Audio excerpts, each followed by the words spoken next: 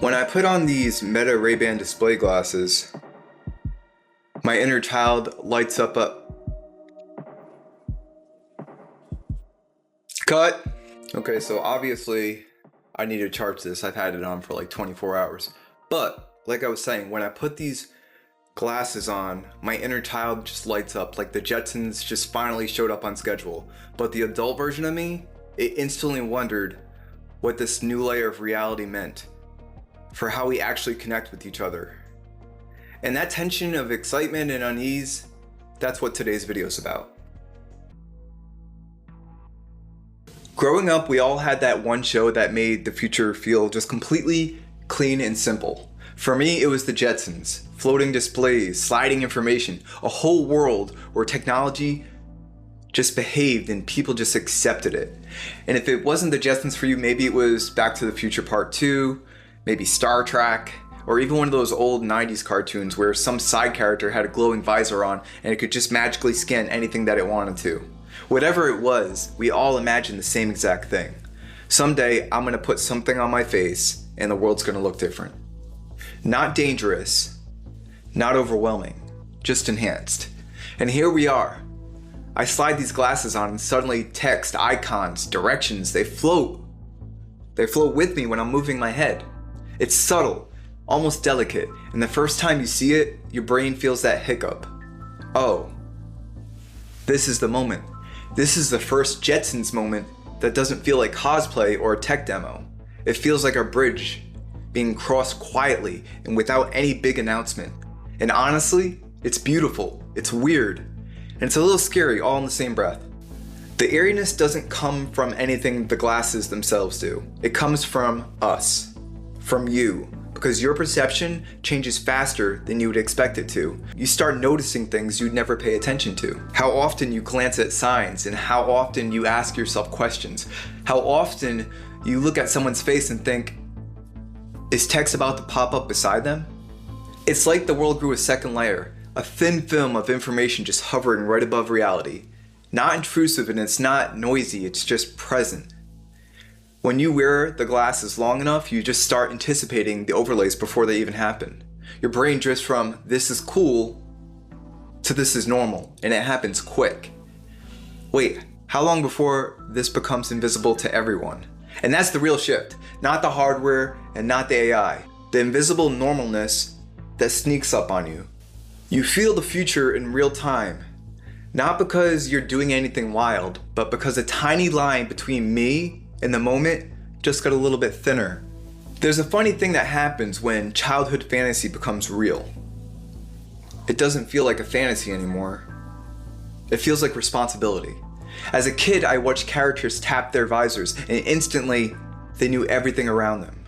As an adult, I put these on and my first thought is, okay, what does this change about how humans interact with each other? We've all been stuck and glued to our phones for the better part of the past 2 decades. And then it hits you. The future isn't flashy, it's quiet, and it sneaks in through convenience without asking for permission. You're not worried about the tech. You're worried about the moment between humans that might get smoothed out a little bit too much. The friction of conversation, the curiosity, the guessing, the little awkward human parts that make connection. We spent our whole lives asking for a future like this, and now that it's here, we're finally old enough to be asking much better questions. Let's talk about the translation captions. I'm not exaggerating seeing real-time subtitles floating in your glasses while someone's speaking another language. I tried it out and it's one of the most jaw-dropping experiences I've ever had. It's pure science fiction. You want to high-five the universe. And yet, there's a cost we don't see at first. Because when conversation becomes effortless, you lose those tiny human moments that used to come from the effort. That mutual struggle to understand. The shared confusion that becomes a laugh. The charm of mispronouncing a word and bonding over it. Those micro moments were small, but they were real, and they were connection. Translation glasses smooth those moments away. And not in a bad way, but in a way we haven't fully processed yet. Technology helps us cross distances, but sometimes the distance was the bond itself. Okay, let's talk about the part that legitimately made me sit back in my chair. This right here, the neural band. Not mind reading, not sci-fi telepathy. It's nothing dramatic, but it's reading microsignals in your hands and it's translating that into action on your glasses. And for the first time, intention is becoming input. And I'm not kidding. My inner child almost screamed. It's the closest thing I've ever felt to superpowers.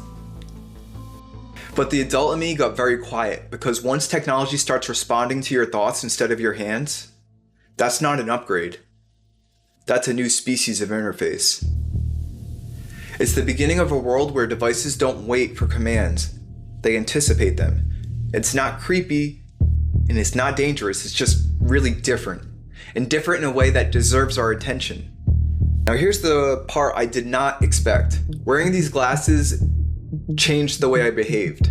Not because the glasses force anything, but because my awareness was shifting. You start thinking differently. You start looking differently. You start feeling the world as both analog and digital at the same exact time. It's a strange duality. Like reality got a quiet software update.